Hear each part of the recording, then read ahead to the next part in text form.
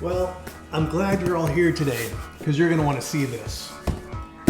It's my new Mernickle High Performance Series Cowboy Action Shooting Belt and Holster Rig. And I've been waiting weeks to get this.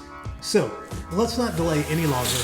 Let's open it up, take a closer look at it, then we'll take it out to the range to fully test it and find out the good, the bad, and the ugly of Mernickle holsters.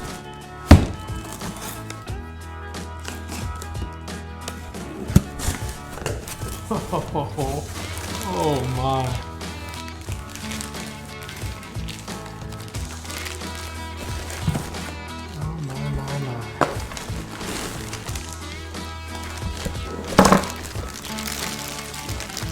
So we got the cartridge belt, and then we got our two holster rigs, but what's missing?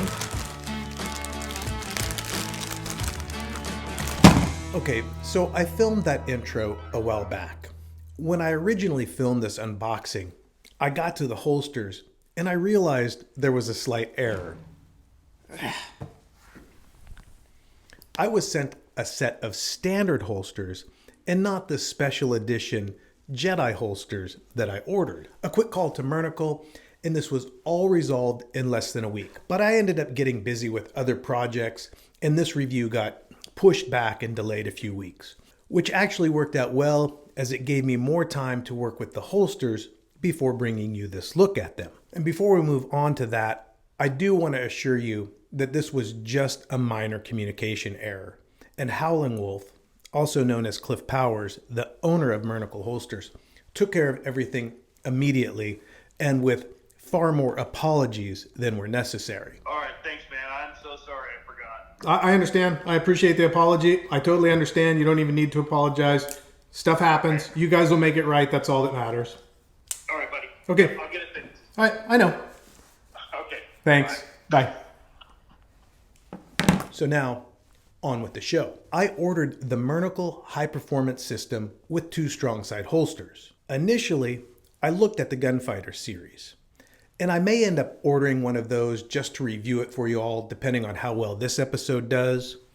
And I know I'll be doing a review on the Mernickle shotgun belts because Howling Wolf sent one of those along for me to try out and give you my opinion. We got this shotgun belt. We're going to talk about this on a separate episode, so I'm going to set that to the side for right now.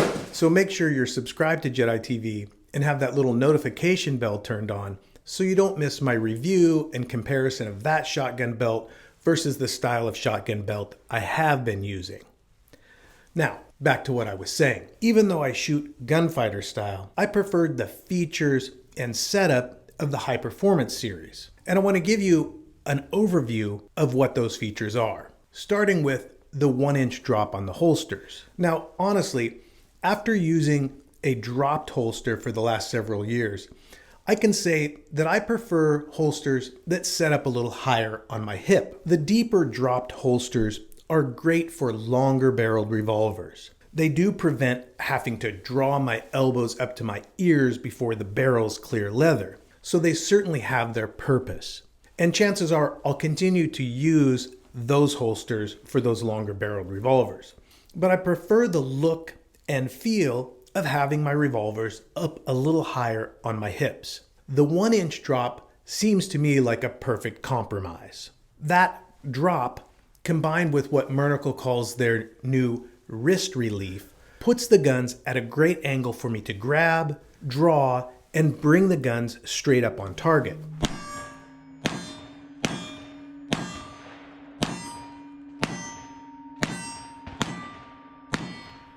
And straight back into the holsters, Lickety Split. Another feature of the High Performance series that, while I don't personally use it, is certainly worth talking about and demonstrating is the holsters are designed with a cut down front and a taper below the trigger guard. And what that does is allow the two-handed shooter to draw from their weak side and transfer to their strong hand, all while keeping the grip frame of the revolver opened for the strong hand to get a hold of. The weak hand thumb is on the upper frame, while the middle finger is in front of the trigger guard at the bottom of the revolver. I don't shoot this style, but again, I do think it's really important to demonstrate this feature of the holster because it's such a big selling point. So I have empty revolvers. They've been checked and double checked, and I've got the camera on a tripod, so we're safe here. And I just want to demonstrate that as you finish with one revolver, you're holstering while grabbing the other revolver. And again, it leaves that grip frame open for you. So super quick transitions with this holster, super quick.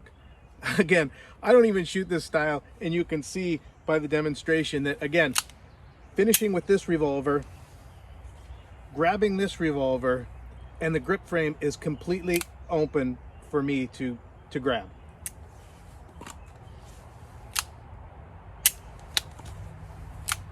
Again, I don't shoot using this method, but it is an important, useful, and well thought out feature of this rig for those that do want to shoot with two hands on the revolver. Good job, Mernickle. The sides of the holster are dropped and flared for super easy reholstering. That way you aren't messing with trying to find the holster when you're focusing on getting to the next gun or next position on a stage. The high performance package also comes with Mernickle's newly designed speed load shell holder. Now I take my on the clock rifle reloads from my cartridge belt, which is why I had so many cartridge loops put on. And my on the clock pistol reloads come from my holsters, which is again why I had the cartridge loops put on them. The belt mounted cartridge holder is more common and perhaps a more efficient way to do reloads. And it's been designed to hold the cartridges securely at any height, yet still release the cartridges for easy, quick reloading. The belt itself on this rig is suede lined, so it stays in place, and the metal lined holsters are secured in place with Chicago screws. So once you find the perfect spot to wear your rig and set your holsters, you don't have to worry about them not being there when you need them. And I should add that getting the right fit is actually pretty simple. I was concerned about that because gun belt size isn't the same as your normal pant size. But Mernickle has it figured out. And through a couple of quick measurements that they require you to put in if you're ordering online or tell them if you are ordering on the phone, you'll end up with a belt that fits snugly with no surprises. So that's an overview of the Mernickle High Performance Cowboy Action Shooting Rig. Now, the good. And this is easy enough. The first thing I'll say is that I never once thought to myself that I'm using a new rig, and I never had to focus on where the guns were at or where I needed to return them. And sure, some of that can be chalked up to my experience. But there's a lot of thought and design that went into this product to make those actions as simple and as smooth as possible, like molding the holsters to the gun. Mernickle has all sorts of makes and models of pistol molds to shape the holsters with for a perfect fit. So the holsters retain the revolver securely, but don't require so much force to remove them that it interferes with the smoothness of your draw. And again, returning the revolvers to leather is effortless. As I mentioned, I remember thinking after shooting my first stage with this new rig that I didn't even realize I was using a new rig. It just felt natural and smooth. And that, again, has to do with positioning the holsters where you want them prior to shooting a match and then locking them into that position.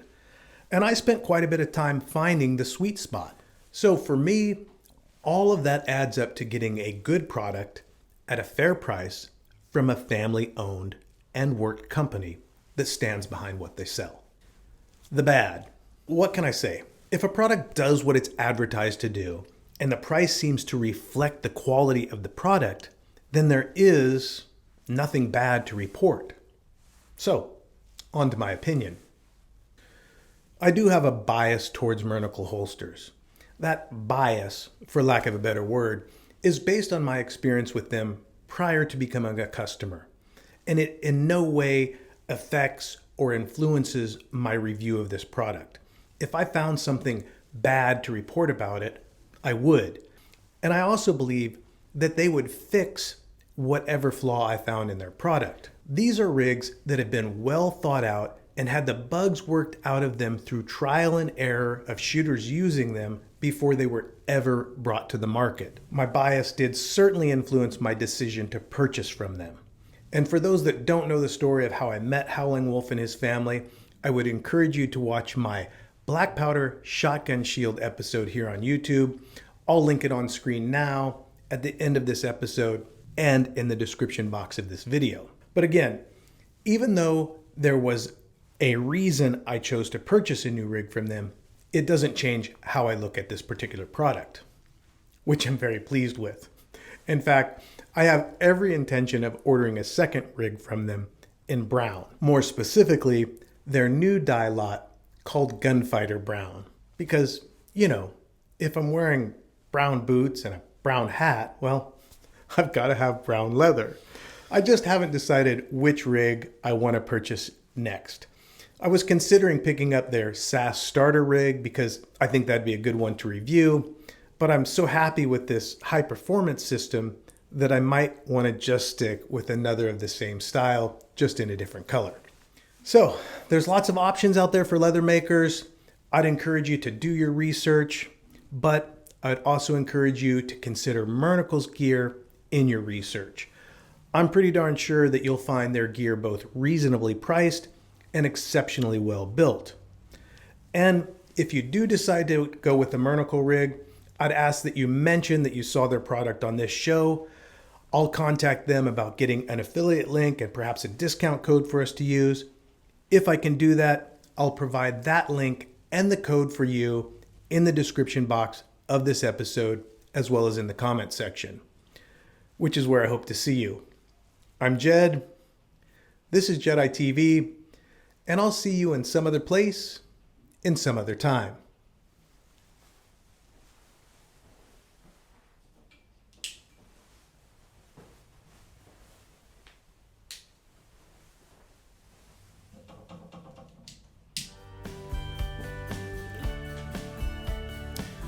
I think I saw guitar straps on their website.